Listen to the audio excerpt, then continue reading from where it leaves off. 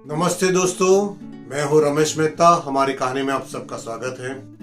क्या दोस्तों आप जानते हो कि दुनिया में सबसे बड़ी प्रतिमा किसकी है? सरदार वल्लभ भाई पटेल की। सरदार वल्लभ भाई पटेल को आज स्टैच्यू ऑफ यूनिटी के नाम से जाना जाता है। इसके पहले किसकी प्रतिमा थी पता है? स्टैच्यू ऑफ लिबर्टी की। आज हमारा भारत देश में सबसे बड़ी प्रतिमा हमारे सरदार वल्लभ भाई पटेल की। तो सरदार वल्लभ भाई पटेल के लिए जानते हैं। तब तक आप मेरी इस चैनल को लाइक कर लीजिए, सब्सक्राइब कर लीजिए, अपने दोस्तों को ये शेयर करके बताइए कि वो भी सब्सक्राइब करें, अपने फैमिली वाले को भी बताइए।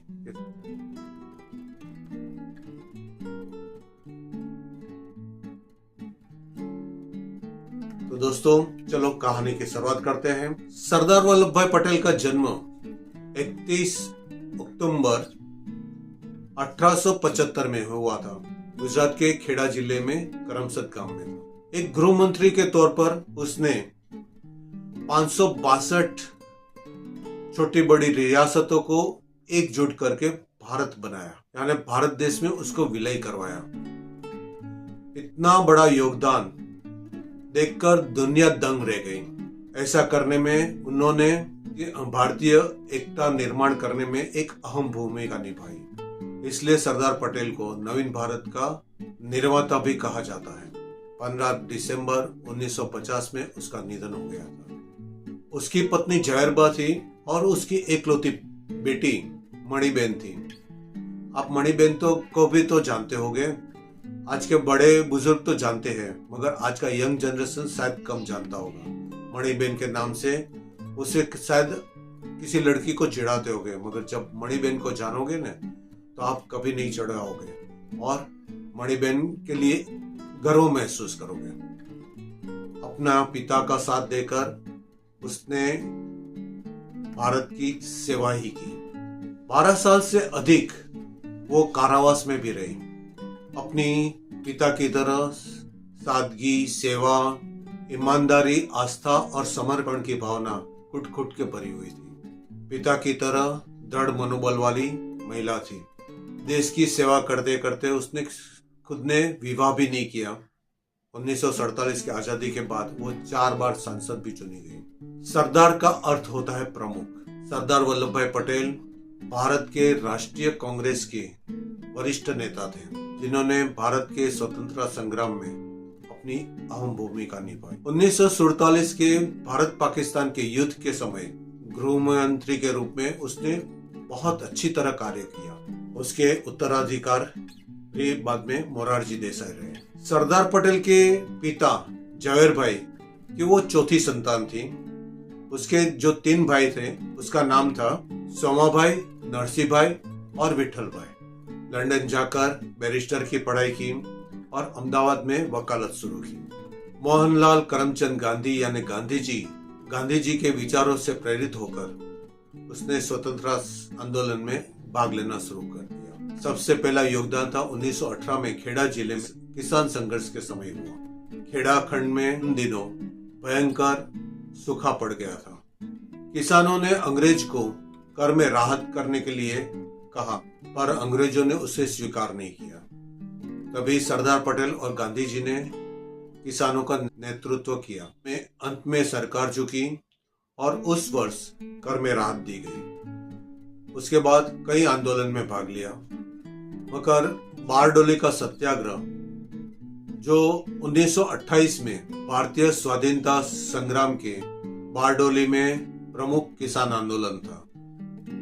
उस समय अंग्रेजों ने 30% कर बढ़ा दिया, यानी लगान में 30% की वृद्धि कर दी। पटेल ने इस लगान पर जमकर विरोध किया। सरकार ने इस सत्याग्रह आंदोलन को कुचलने के लिए कठोर कदम उठाए। अंत में न्यायिक अधिकारी ब्लूमफील्ड और राजस्व अधिकारी मैक्सवेल 22% वृद्धि को गलत ठहराकर 6% वृद्धि कर दी। यह सत्याग्रह आंदोलन सफल होने के कारण महिलाओं ने वल्लभ भाई पटेल को सरदार की उपाधि दी। उस समय गांधी जी ने कहा इस तरह का हर संघर्ष, हर कोशिश हमें स्वराज्य की ओर ले जाएगा। आजादी के बाद गांधी जी का आदर करते हुए पहले प्रधानमंत्री पद से उसने अपने आप को दूर कर दिया और नेहरू जी का समर्थन भी किया। उन्हें उप प्रधानमंत्री और गृह मंत्री का कार्य सौंपा गया। गृह मंत्री के रूप में सबसे पहले प्राथमिकता उसने देश की सभी रियासतों को भारत में विलय करने के लिए किया। ऑपरेशन पोलो के तहत केवल हैदराबाद में उसे सेना भेजनी पड़ी। इस महान कार्य के लिए वल्लभ भाई पटेल को सब लोग लौह पुरुष मानने लगे। उनका साथ वीपी मेनन और उसकी बेटी मणिबेन ने भरपूर साथ दिया। 4 रियासतों को छोड़कर बाकी की सभी रियासतें मान गई। जम्मू कश्मीर, जूनागढ़, हैदराबाद और भोपाल। जूनागढ़ के नवाब ने 15 अगस्त 1947 को आजादी के दिन ही जूनागढ़ को पाकिस्तान में विलय की घोषणा कर दी। राज्य की सर्वाधिक जनता हिंदू थी, वो भारत में विलय चाहते थे। जनता ने नवाब का बहुत विरोध किया। भारतीय सेना जैसे ही जूनागढ़ में दाखिल हुई, नवाब पाकिस्तान की ओर भाग गया। फरवरी 1948 में जनमत जनसंग्रह किया गया, जो भारत के विलय के पक्ष में रहा। हैदराबाद के नवाब निजाम ने पाकिस्तान से प्रोत्साहित होकर स्वतंत्र राज्य का दावा किया और वो अपनी सेना बढ़ाने लगा। पटेल चिंतित हो गए। 13 सितंबर 1948 में भारतीय सेना ने हैदराबाद के चारों ओर से घेर लिया। 3 दिन के बाद निजाम ने अपने आप को आत्मसमर्पण कर दिया और नवंबर 1948 में हैदराबाद भारत में विलय हो गया। नेहरू ने कश्मीर समस्या को अपने पास रखी और कहा यह एक अंतर्राष्ट्रीय समस्या है। वो कश्मीर समस्या संयुक्त राष्ट्र संघ में लेकर गए। हरि सिंह जी कश्मीर को स्वतंत्र राज्य चाहते थे, लेकिन कबालियों ने और पाकिस्तानी सेनाओं ने कश्मीर पर हमला कर दिया। हरि सिंह की सेना कश्मीर को बचा नहीं पा रही थी। आखिर हरि सिंह ने अपना हस्ताक्षर भारत विलय की ओर कर दिया। उस समय पाकिस्तानी सेना कश्मीर के कई हिस्सों में अपना कब्जा कर चुकी थी। भारतीय सेना ने ऑपरेशन कर करके बहुत सारी कश्मीर की जमीन छुड़वा ली, मगर अंतर्राष्ट्रीय दबाव के कारण युद्ध विराम करना पड़ा और कुछ जमीन पाकिस्तान के पास रह गई, जिससे हम पाकिस्तान ऑक्यूपाइड कश्मीर कहते हैं। प्रधानमंत्री नेहरू ने 370 धारा और 35(1) संविधान में डालकर कश्मीर की समस्या को उलझाए रखा। 5 अगस्त 2019 को प्रधानमंत्री नरेंद्र मोदी और गृह मंत्री अमित शाह के प्रयास से 370 और 35(1) की धारा संविधान से हटाई गई और जम्मू कश्मीर को कश्मीर और लद्दाख 2 केंद्र शासित प्रदेश बनाए गए और आखिर में भारत में विलय कर दिया गया। अखंड भारत का स्वप्न की ओर एक और कदम बढ़ा।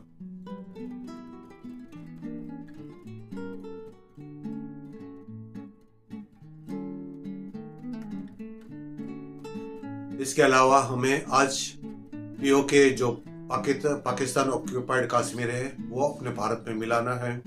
नेपाल, सियाचिन, श्रीलंका, भूटान सबको भारत में मिलाकर एक अखंड भारत बनाना है। इसके अलावा हमें भारत को एक समृद्ध, खुशहाल, विकासमय और शक्तिशाली राष्ट्र बनाना है। भारत एक विशाल देश है। ऊपर हिमालय है तो नीचे तीनों ओर समुद्र है।